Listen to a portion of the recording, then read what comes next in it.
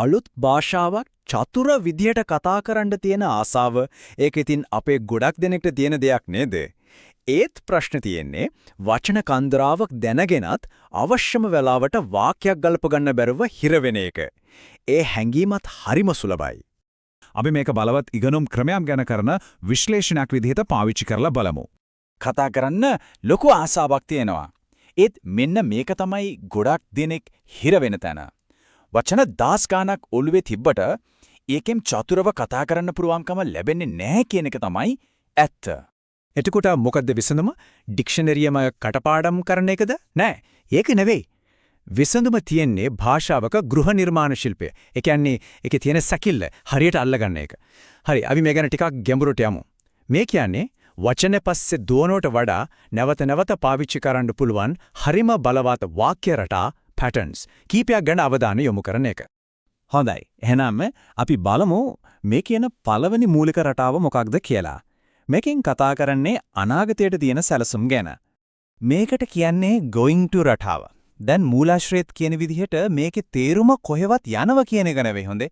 මේකෙන් කියවෙන්නේ යම් දෙයක් කරන්නයි යන්නේ කියන අදහස. මේක අපේ එදිනෙදා කතාබහට නැතුවම බැරි හරිම වැදගත් රටාවක්. මේකේ ව්‍යාකරණ නම් හරිම ලේසි. මුලින්ම I am going to කියලා පටන් ගන්නවා. ඊට පස්සේ ක්‍රියාපදිය. ඒ කියන්නේ verb එක.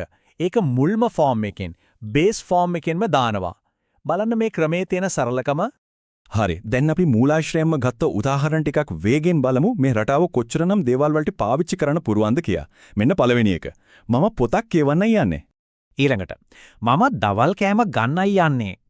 හරියට ප්‍රැක්ටිස් ඩ්‍රිල් එකක් වගේ මේව මතක තියාගන්න. අන්තිමට මම ඉංග්‍රීසි ඉගෙන ගන්නයි යන්නේ. දැක්කනේ එකම ස්ට්‍රක්චර් එක. ඒත් කොච්චර විවිධාකාර අදහස් ප්‍රකාශ කරන්න පුළුවන්ද? දැන් මෙතන තමයි වැදගත්ම දේ. ස්වදේශීය කතිකයෙක්, ඒ කියන්නේ නේටිව් ස්පීකර් කෙනෙක් කතා කරනකොට මේ රටාව කොහොමද වෙනස් වෙන්නේ? එයාලා ගොඩක් වෙලාවට going to කියන්නේ නෑ. ඒ වෙනුවට කියන්නේ gonna. ඔලෝක තමයි ස්වභාවික විදිය. ඉතින් චතුරව කතා කරන එක තමයි ඉලක්කය නම් මේ වගේ කෙටි කිරීම අල්ලගන්න එක හරිම වැදගත්. ඒකෙන් කතාවට නියම ඉංග්‍රීසි ශබ්දයක් එකතු වෙනවා. හරි. ඒ එකක්. දැන් අපි බලමු දෙවනි මූලික රටාව. මේකෙන් අවධානය යොමු වෙන්නේ වෙන කෙනෙක්ට දෙයක් කියන්න, පෙන්වන්න, ඒ කියන්නේ අදහස් හුවමාරු කරගන්න තියෙන අවශ්‍යතාවය ගැන. have something to රටාව. මූලාශ්‍රයේ මේක හඳුන්වන්නේ වැදගත්ම රටාව වලින් එකක් කියලයි. ඇත්තම සමාජයේදී රැකියාවේදී අදහස් හුවමාරු කරගන්න මේ රටාව නැතුවම බෑ. මේක සුලභම භාවිතයේ තමයි මේ මට ඔයාට දෙයක් කියන්න තියෙනවා. මූලාශ්‍රයේම තියෙන තව උදාහරණයක් මට ඔයාට දෙයක් පෙන්වන්න තියෙනවා. ඒ වගේම විවිධ අවස්ථාවලදී මේක කොච්චර ප්‍රයෝජනවත්ද කියලා පෙන්වන තව එකක්. මට ඔයාගෙන් දෙයක් අහන්න තියෙනවා. ඒත් හිතන්නකෝ කියන්න තියෙන දේ ටිකක් විශේෂයි. වැදගත්. එතකොට මොකද කරන්නේ? ඔන්න ඔය ප්‍රශ්නයත් එක්කම අපි මේ රටාවේ පොඩි ඒත් හරිම බලවත් වෙනසක් බලමු. මෙන්න මේක තමයි මේ රටාවේ තියෙන නම්‍යශීලීකම පෙන්නන නියමතන. බලන්න ස්පෙෂල් කියන එකම එක වචනයක් මැදට දැම්මම මුළු වාක්‍යයම බර. ඒකේ තියෙන හැඟීම කොහොම වෙනස් වෙනවද කියලා. හොඳයි. අපි දැන් කතා කළේ මොනවද ඉගෙන ගන්න ඕන රටා කියන එක. දැන් අපි යමු කොහොමද මේවා ඵලදායීව උගන්වන්නේ කියන කාරණේට.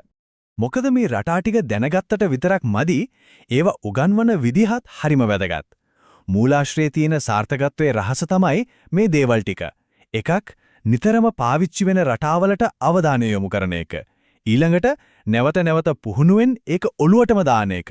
ඒ එක්කම ඉගෙන ගන්න කෙනාට දිරිගැන්වීමක් දීලා විශ්වාසයක් හදන එක. අන්තිමට මේ හැමදේම අපේ එදිනදා ජීවිතේ ප්‍රායෝගික උදාහරණ එක්ක සම්බන්ධ කරන එක. ඔන්න ඔය ක්‍රමවේදය තමයි මේ අන්තර්ගතයේ මෙච්චර ඵලදායී කරන්නේ.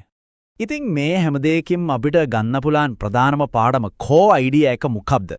මෙන්න මේකයි කාරණය.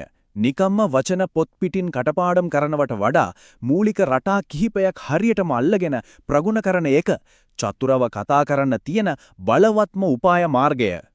හැබැයි මේ ක්‍රමය භාෂාවකට විතරක් සීමා වෙන්නේ නැහැ. මේක ඕනෑම සංකීර්ණ දෙයක් ප්‍රගුණ කරන්න පාවිච්චි කරන්න පුළුවන් විශ්වීය සැලැස්මක් වගේ. හිතන්න කේතිකරණය ඉගෙන ගන්න, සංගීත භාණ්ඩයක් වාදනය කරන්න, එමත් නැත්නම් ඕනෑම අලුත් නිපුණතාවයක් ලබා ගන්න මේ ක්‍රමය පාවිච්චි කරන්න පුළුවන්. ඉතින් අන්තිමට හිතන්න දෙයක් ඉතුරු කරනවා. ප්‍රගුණ කරන්න අවශ්‍ය කුමන සංකීර්ණ කුසලතාවයක්ද මේ විදිහට සරල නැවත නැවත පාවිච්චි කරන්න පුළුවන් රටාවලට කඩන්න පුළුවන්. ඒ ගැන පොඩ්ඩක් හිතලා බලන්න.